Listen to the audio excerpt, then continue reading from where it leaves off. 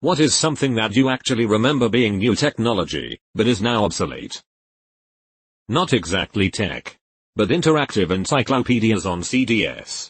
I remember being amazed as a kid. So much information. Sound clips. Music. Images. Even videos and easy search. Now you just have all of that and so much more on Wiki. Encarta. I used to look up different kinds of birds and there was always a sound clip of their unique chirping. Infra to send files from one phone to another. At some point in the late 90s, Best Buy had a Black Friday sale on writable DVDs. I bought 200. I have about 150 of them left. I remember a CDRW drive costing hundreds of dollars. Now it's like $20 on Amazon. LOL. CD players, especially in cars. I thought the best thing ever would be to have a CD changer in my car. Now my car doesn't even have a CD player. My 2002 car came with a mini disc player. LOL. I think it was the only year to do so. Caller-ID boxes. I used to think we were so fancy since we had the little box with the screen that showed name and number before anyone else we knew had one. Along that same line, answering machines. When I was a kid, if you called someone, you just let it ring 7-8 times. If they did not answer, you just hung up. Zip drives. In college we had to try to save all our massive Photoshop files to max 500 millibars zip disks. Dedicated MP3 players. Going from a Walkman to a Discman to an MP3 player was huge. I can have all my albums on this one device. These days people look at me funny for not just using my phone.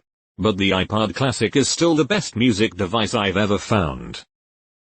T9 texting. I learned an entirely new way of relaying language and will never use it again. This is my favorite answer in this thread as it really was very useful for a very short period of time. My first smartphone was in college and until then, I always had a flip phone. In high school, everyone used T9 specifically for texting while in class since you could keep it in your pocket and send texts without even looking. I specifically remember sitting on the living room floor with my brother playing Ocarina of Time on the N64 and saying to each other, man, graphics can't get better than this. I remember playing GoldenEye on N64 and thinking it was the literal peak of gaming. I wasn't really into PC stuff even though multiplayer was around for a while by then. So having a few friends in one room split screen with a pizza was literal heaven. So much. One that rings a bell is I remember watching a tech show about a new thing that had just been invented and was said to be indestructible replacements for tapes. Called the CD. I remember some wag selling a DVD rewinder, faced with tears of joy. Flip phones. I remember when the Motorola Razr was cutting edge. CD players. I remember how much better these things were. It was amazing. Put the tape in the tape player.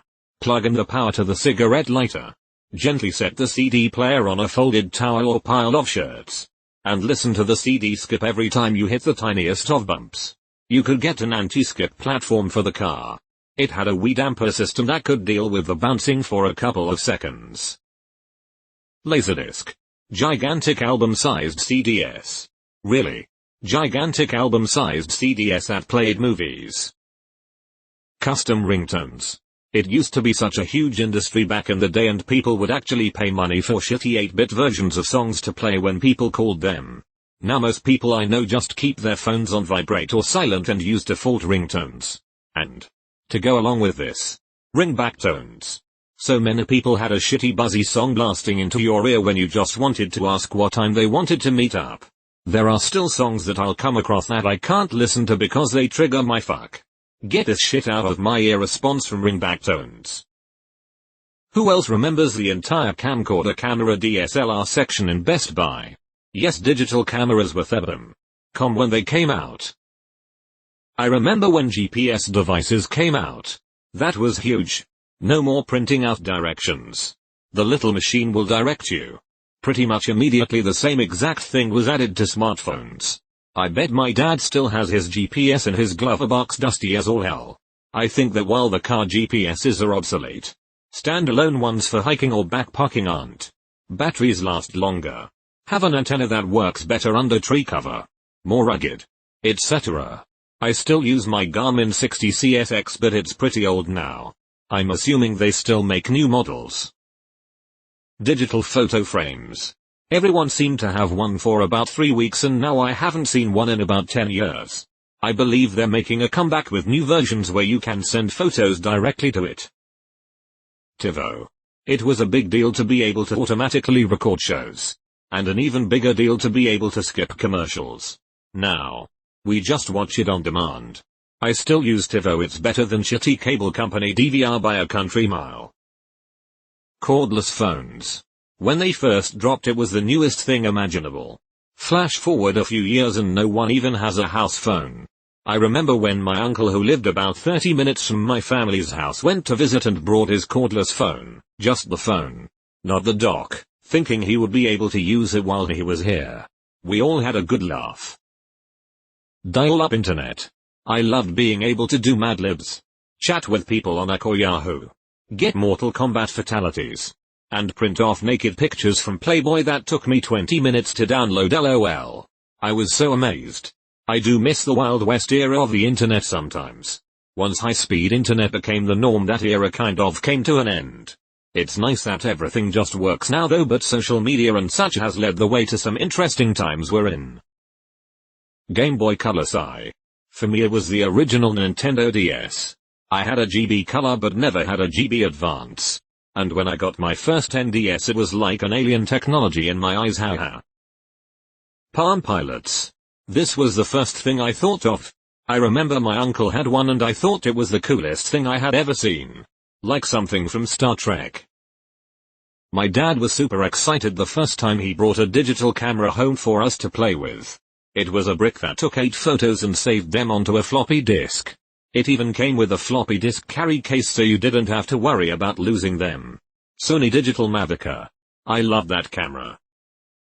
I hadn't even realized the decline of CDs until I bought a laptop with no CD-ROM. I needed a CD-ROM in the back of a textbook and my laptop didn't have one, so I ended up using my Xbox 360 HD DVD drive plugged into the USB to rip it as an ISO, then using a program to mount the ISO image. That way I didn't have to plug it in each time I needed it. What a scam to force us to buy new textbooks. VCRs. I remember when they cost close to $1,000 CDN and were the greatest thing ever. Those £20 phone books delivered every year to your doorstep. They actually had a lot of useful information about local government and community events. They just dropped off like 100 of them at my building at work. Each individually wrapped in plastic bags. Every single one of them went straight into the recycling bin. They still make these stupid things. Zip drives. What about jazz drives? Pegas. DVDs. I remember everyone moving from VHS to DVD. And my broke ass was delighted because I could score all these cool movies on the cheap for my perfectly functional VCR. In a similar vein, Netflix when it shipped the DVDs right to your house. I remember when I was a kid. The rich neighbor down the street installed a satellite dish. Fuck basic cable. He needed a gigantic frisbee on his roof so that he could access dozens of independent TV channels. Satellite TV, and even internet access, is still a thing. Only problem is that everyone needs internet service these days. And satellite internet is expensive and slow. Netscape Navigator, not really a piece of tech. But hey. I was going through some of my old website files and found a page that said this website is best viewed with Netscape Navigator. Guess I've been holding on to those backups for a while. My dad says handheld calculators. I was surprised by his answer. I feel like they would have been around much longer than from the childhood of someone that's now in their 50s. I had one with a red LED display that ate a 9-volt battery in 4 hours of use. On test days I could sell batteries for whatever price I wanted.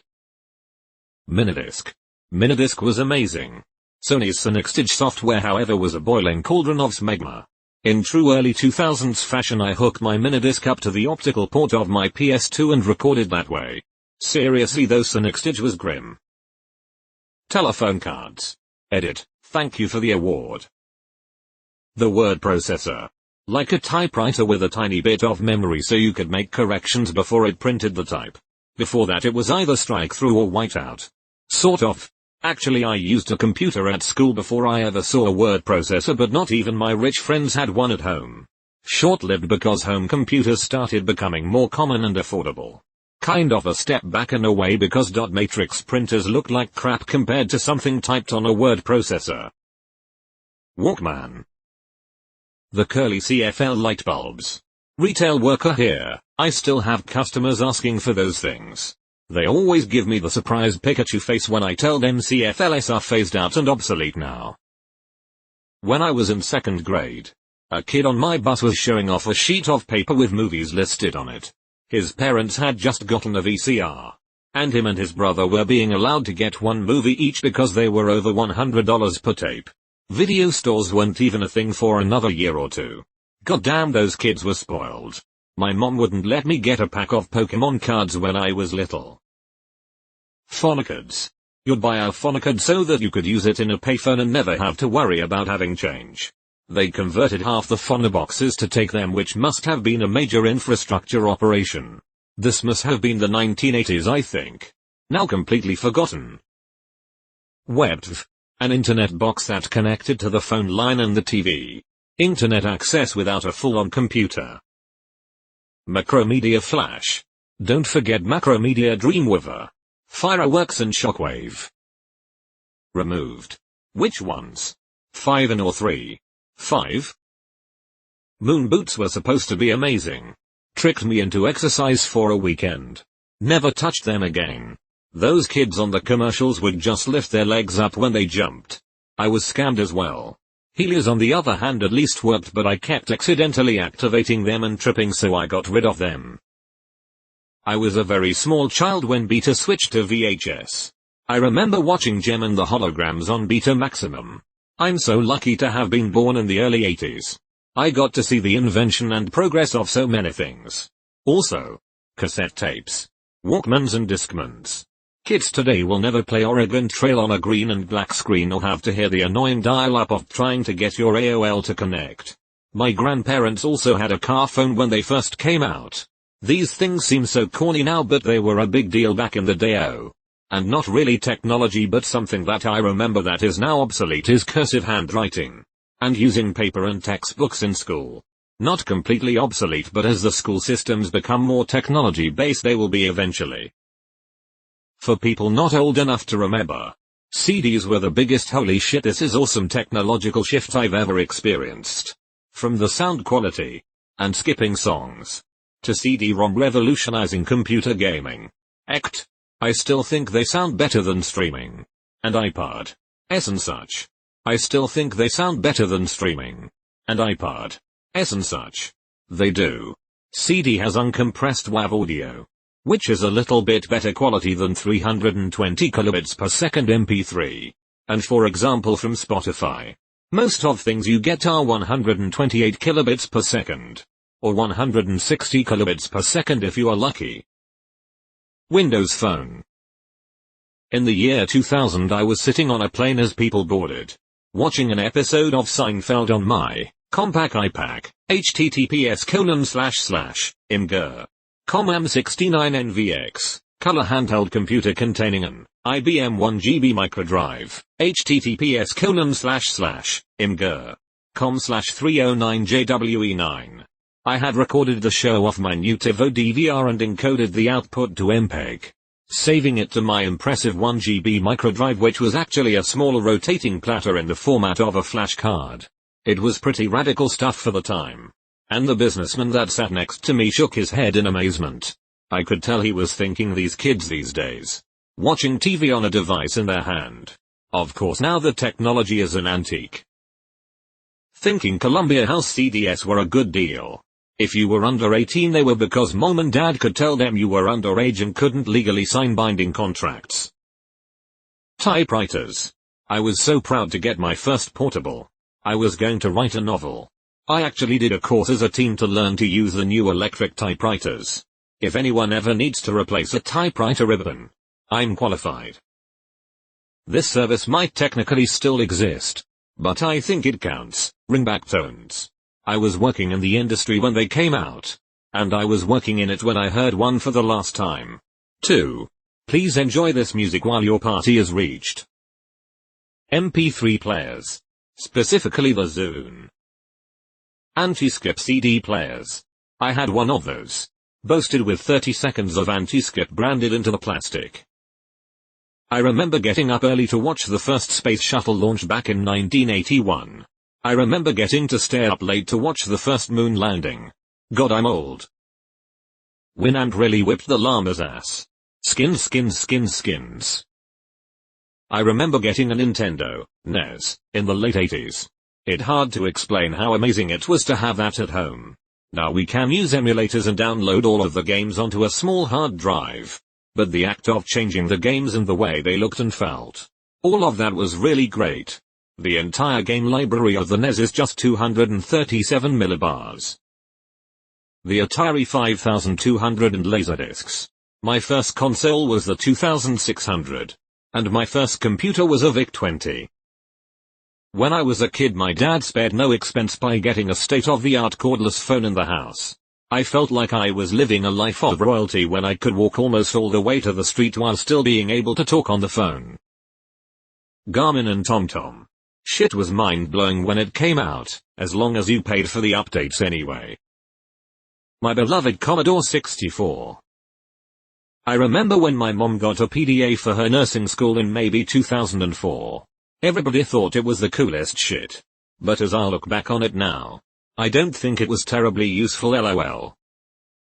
The amazing ultra-realistic graphics of GTA San Andreas. Ask Jeeves. Lemure.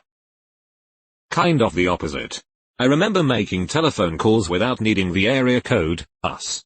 And also having to memorize phone numbers. I'll never forget getting a Sony Walkman for Christmas.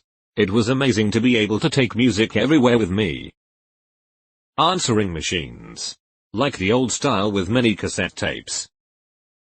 I remember when the Nokia 3650, their first integrated camera phone, was introduced at Singular Wireless. So, two things. Really. It recently occurred to me that the term and very concept of a camera phone is pretty much obsolete and unused nowadays. Not because phones don't include cameras anymore, but because pretty much all of them do. The flip video camera.